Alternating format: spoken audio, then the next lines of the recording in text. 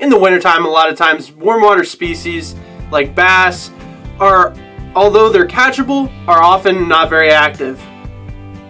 On the contrary, cold water species like trout can often still bite in the coldest times of the year. For this reason, my buddy Kevin and I decided to go to the great state of New York and fish for some trout as well as king salmon. So stay tuned. I hope you enjoyed the video.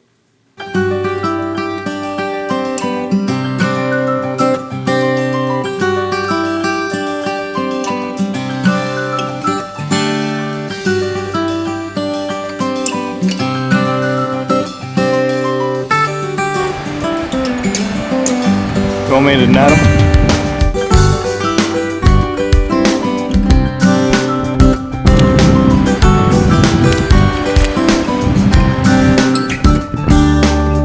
Oh, I got him. Boom!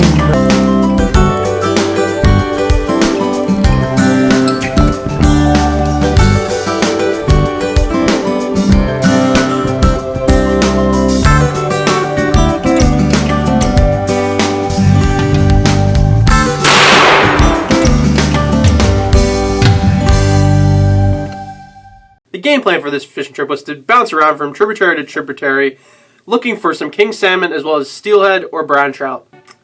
The main technique for this trip was various forms of spin fishing. In Lake Ontario every year, the trout and salmon migrate from the main lake and then enter into the tributaries to spawn.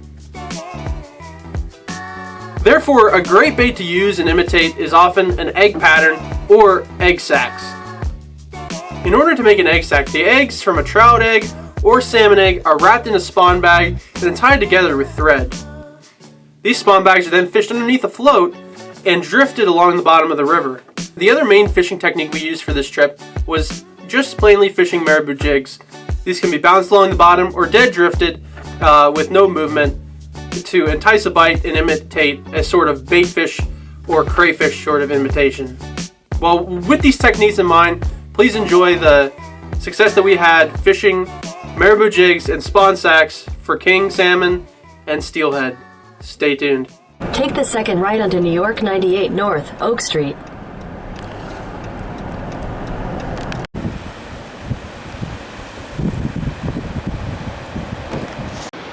Alright, Kevin's going to make his first cast at the Oak Orchard Waterport Dam. First cast with the rod. We'll see how it goes.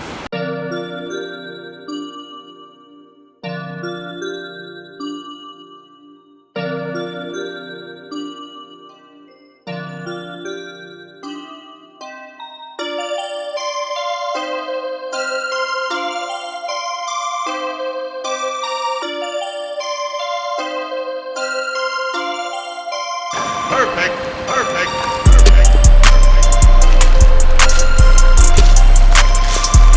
Dev's on. Salmon. Want me to net them?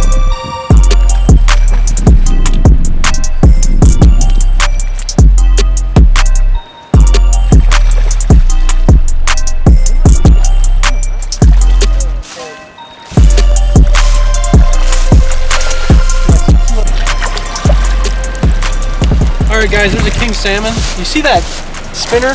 That's not mine.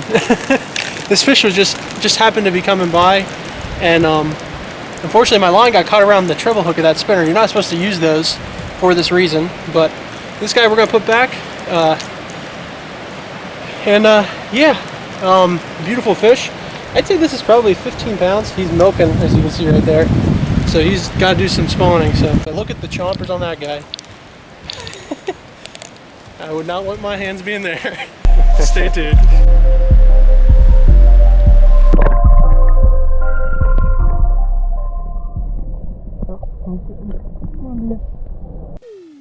After catching that first salmon, Kevin and I had fished several different spots, with little or no trout being caught by us or any of the other fishermen that were fishing there.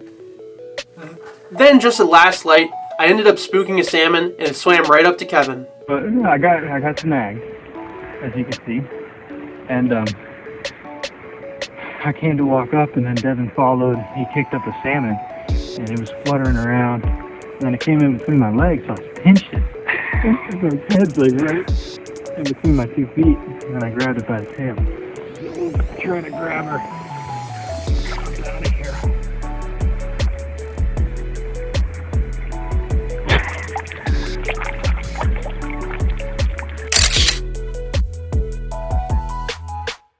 Yep, Kevin's gonna release the salmon. Are you zoomed out? Yep. After Kevin had hand-fished that salmon, we headed back to the hotel hopeful that we could catch a trout or steelhead in the next 2 days of our fishing trip.